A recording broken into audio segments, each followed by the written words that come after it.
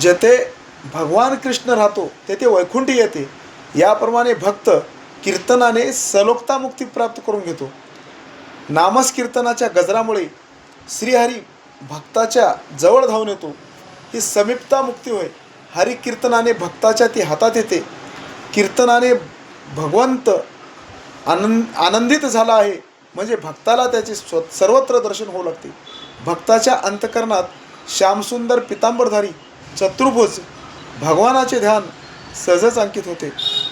भक्त ज्या ध्यानाने कीर्तन करीत असतो तेच ध्यान त्यांच्या मनात दृढ ठसलेले असते.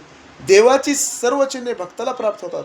श्यामसुंदर चतुर्भुज पितांबरधारी शंखचक्र धारण करणारा अशा प्रकारची स्वरूपता कीर्तन गजराला भाळून भक्ताला वरते.